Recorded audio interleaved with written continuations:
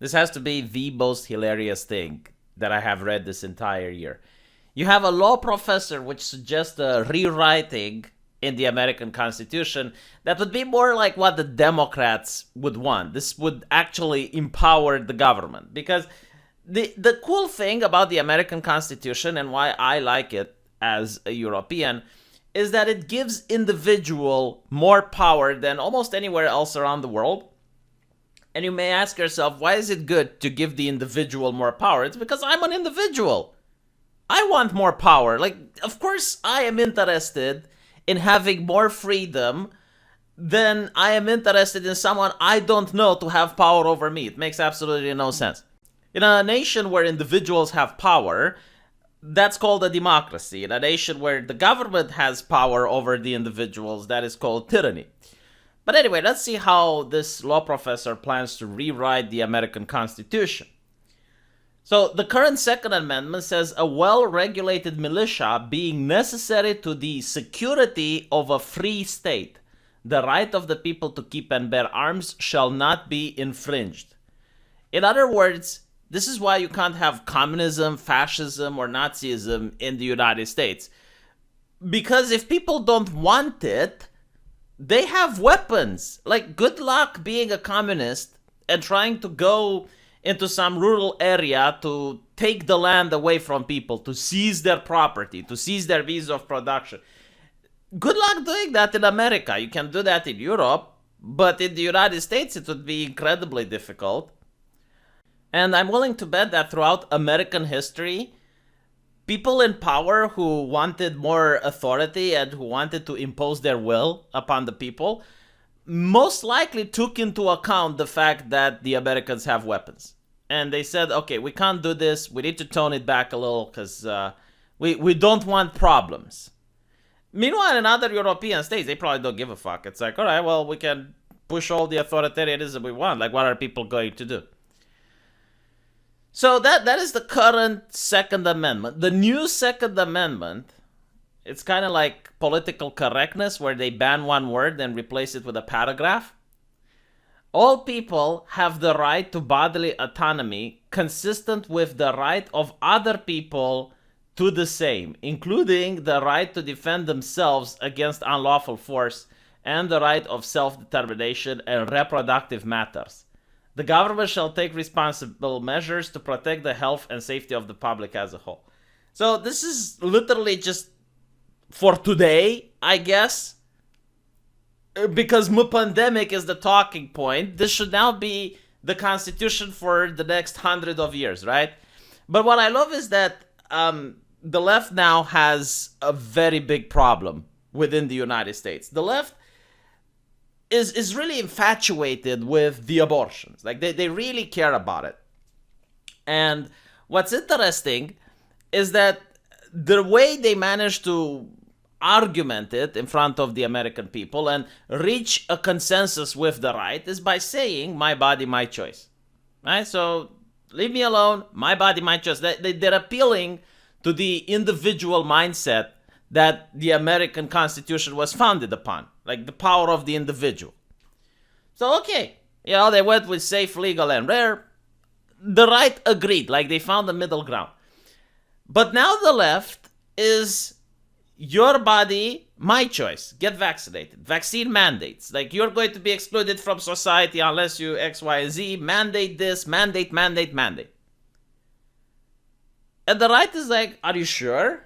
Like, is this what you want? Like, your body, my choice? Is that? Yes, absolutely. So now they're crying because by changing the principle, it's now having consequences down the road.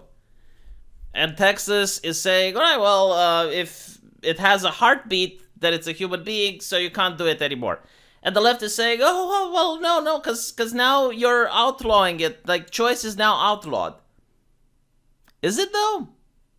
Because I know in Europe you have to get a PCR test every 48 hours if you want to have that green pass. Why can't you get a pregnancy test every 48 hours by that logic? So I guess this lawmaker is trying to reason himself onto why this should be the case to have both of these things. And this is why you have a paragraph, because you need to carefully construct the house of cards in order to get the exception that you want, like have both ways for the progressives to justify their ideology. So that is one thing. The other interesting thing is that healthcare, and I noticed this with a lot of other rights, from a right it becomes into an obligation. So from a right it now turns into a duty. In other words, now the government has the obligation to force people to be healthy. Which means that, again, this is what the left does by thinking in the now rather than in the tomorrow. If the government is there to provide your health, they could just say, okay, mandatory exercise every morning. If you don't record yourself doing mandatory exercise, then you can't go to the mall. No more hamburgers. McDonald's gets banned. Tax on alcohol, tax on tobacco, tax on blah, blah, blah. Most of the people that are supporting this would not want such a system. Secondly, we noticed at the beginning of the pandemic in more authoritarian nations in Europe, like in Germany, for example, when we didn't know just how bad the pandemic is going to be, so people were assuming the worst, hope for the best, prepare for the worst, as they say. In Germany, if you look what they did to the doctors, it was borderline slavery because they expected hospitals to be overwhelmed.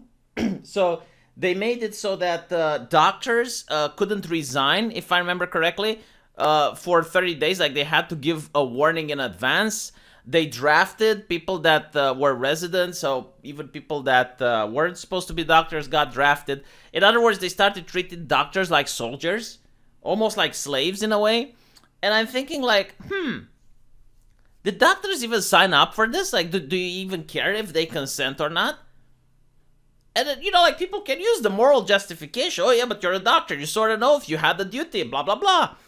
Like, okay, I agree, but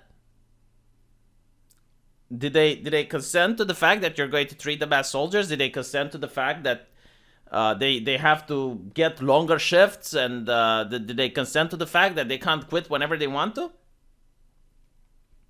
So that is what's happening, right? When you turn a right into an obligation.